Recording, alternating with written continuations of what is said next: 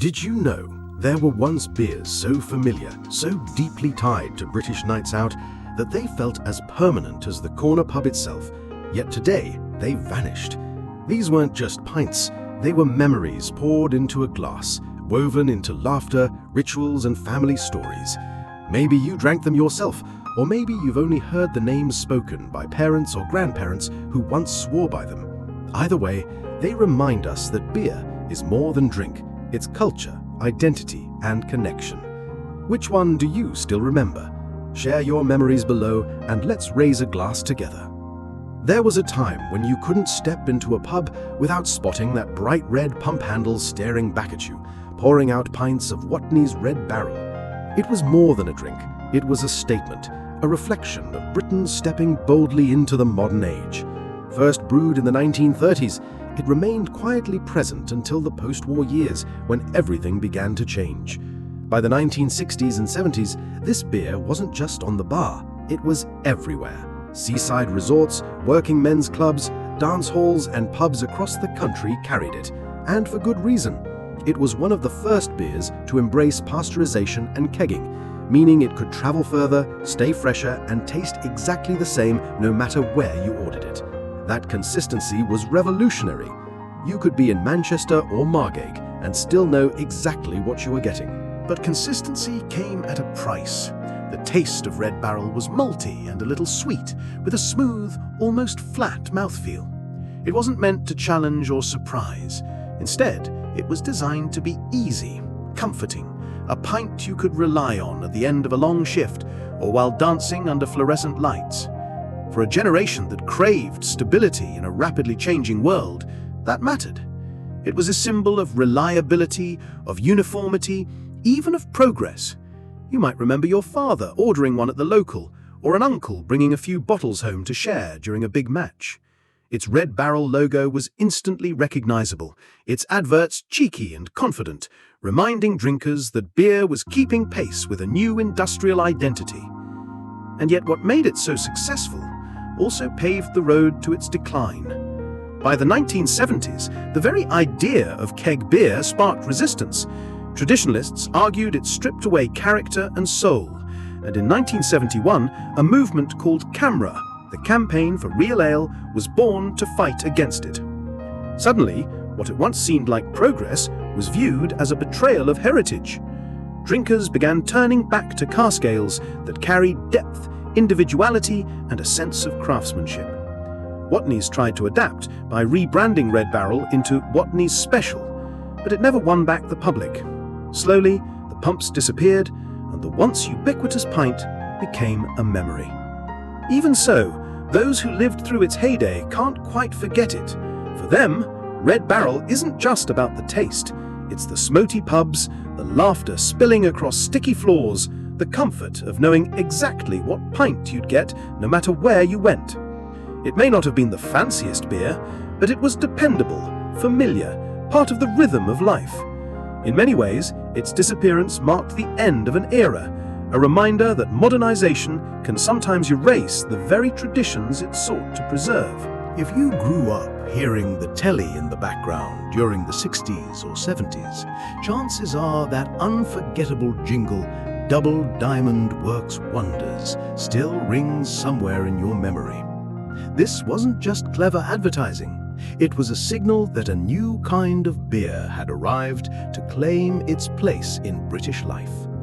Brewed in Burton-on-Trent, the heartland of pale ales, Double Diamond had roots reaching back to the late 19th century. But it was in the post-war decades that it truly found its stride. By the 1960s, it wasn't merely another pint, it was a phenomenon. You could walk into a pub in Birmingham, a working men's club in Leeds, or even a banquet hall in London, and the chances were high that Double Diamond was flowing freely. What made it different was how it managed to bridge worlds. On one hand, it was accessible. Light amber, softly carbonated, easy on the palate with a touch of sweetness and buttery smoothness that welcomed everyone from first-time drinkers to seasoned pubgoers. On the other, it carried a sheen of sophistication, Its branding suggested a drink for the upwardly mobile everyman. The worker who'd scrubbed off the grime of the day, put on a fresh shirt, and fancied something just a bit more polished. It didn't intimidate, it reassured. And that balance between everyday reliability and aspirational charm made it wildly popular. The advertising only amplified this effect.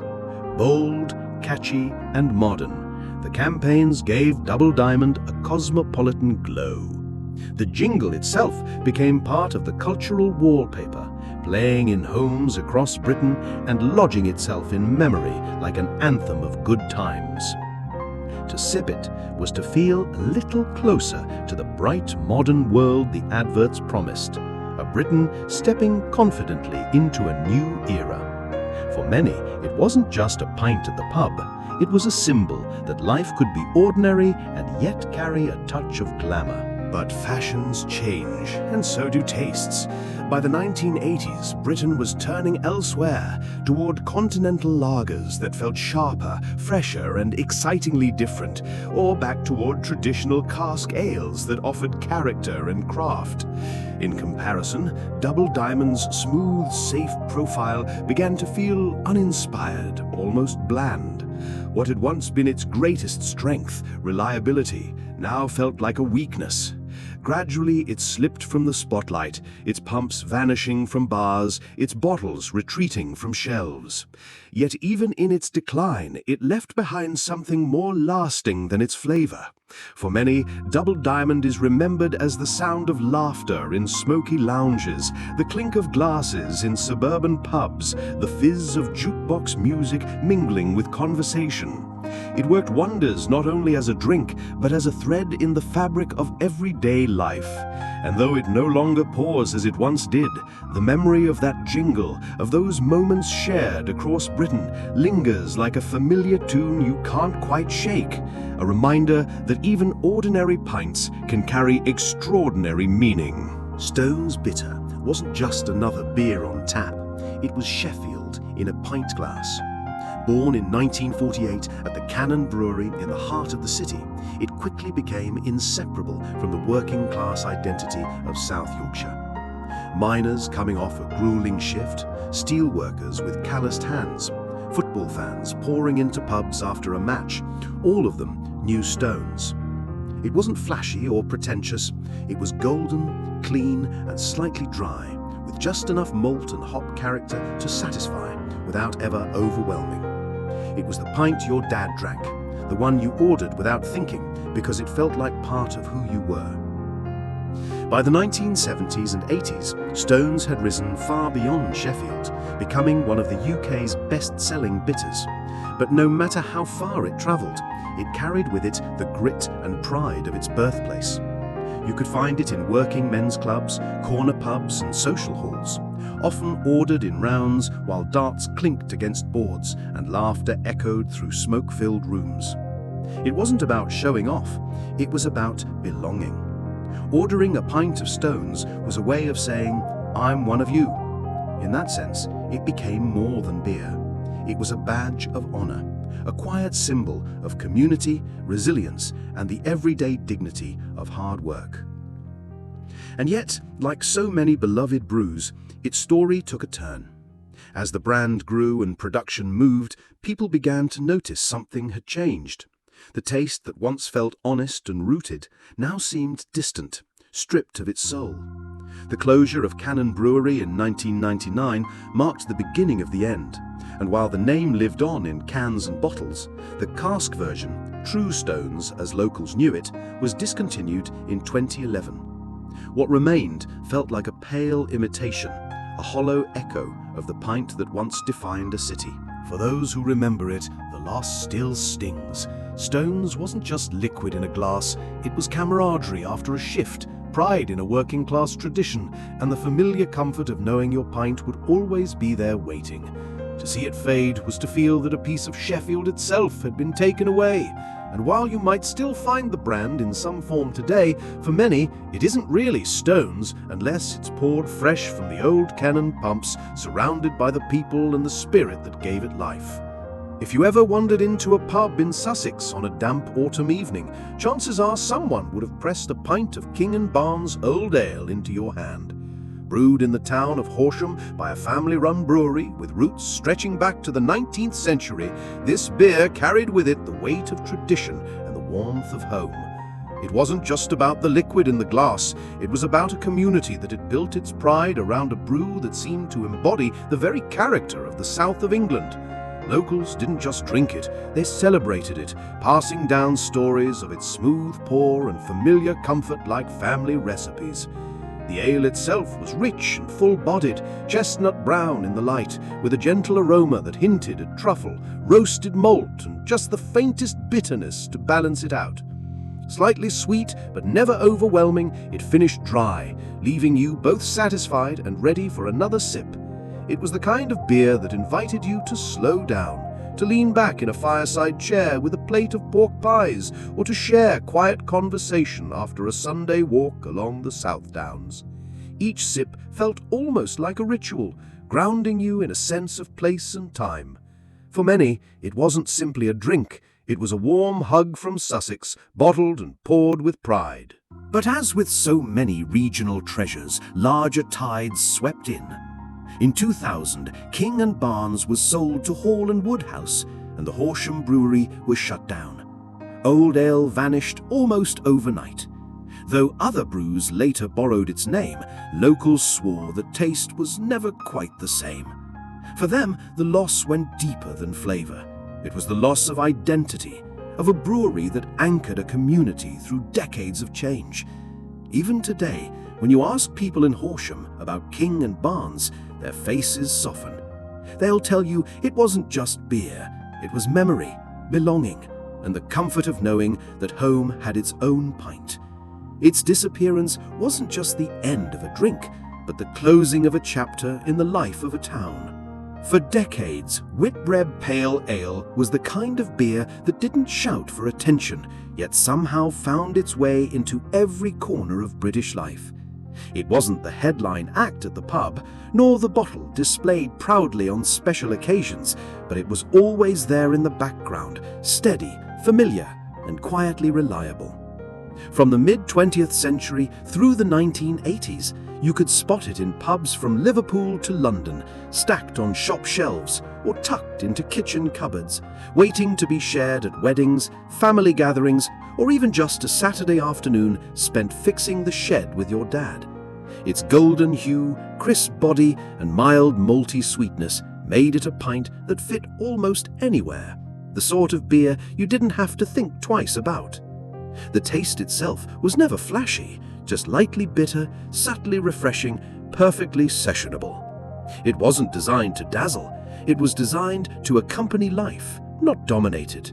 You might remember pouring a bottle after mowing the lawn, clinking glasses in a factory canteen at lunch, or slipping one from the cupboard when a neighbor popped by. It was, in many ways, the background music of a generation's drinking culture, not demanding attention, but creating the atmosphere that made ordinary moments feel complete. And in that simplicity lay its charm. While other beers fought for space with bold flavors or glamorous campaigns, Whitbread Pale Ale was content to simply be part of the rhythm of daily life. Yet, as the 1980s rolled on, the culture of drinking shifted. Flashier lagers arrived, promising excitement, while craft and cask ales began to reclaim their ground with stronger flavors and deeper character. The dependable, quiet presence of Whitbread Pale Ale began to feel old-fashioned, even invisible. It slipped away without much noise, discontinued almost as quietly as it had once fit into people's lives. But for those who remember it, the loss still carries weight. It wasn't just a beer disappearing from the shelves. It was a reminder that some of life's simplest comforts don't always get to survive. Ask anyone who grew up with it, and they'll tell you, it was the quiet pint you could always rely on, and its absence feels like a small symbol of a slower, gentler Britain that's gone with it.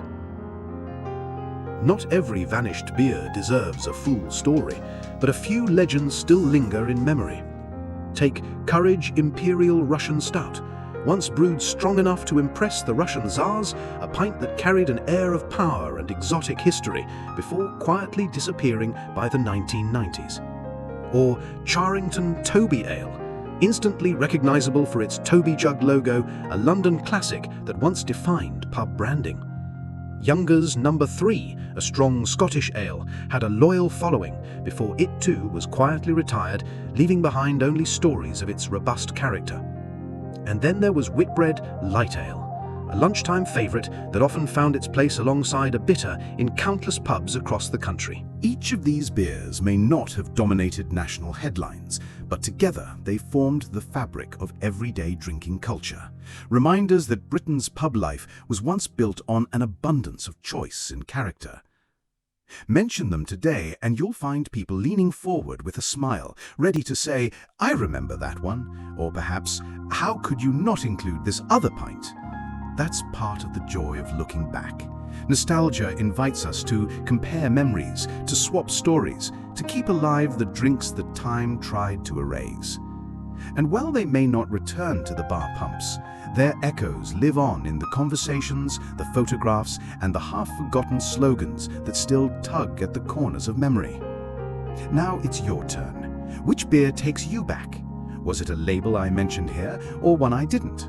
Share your memories in the comments below, because this isn't just about what's gone, it's about what still binds us together.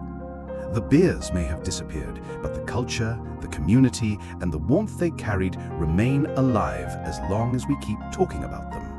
So raise your glass, wherever you are, to the past that shaped us and the memories that endure. Cheers, and we'll see you next round.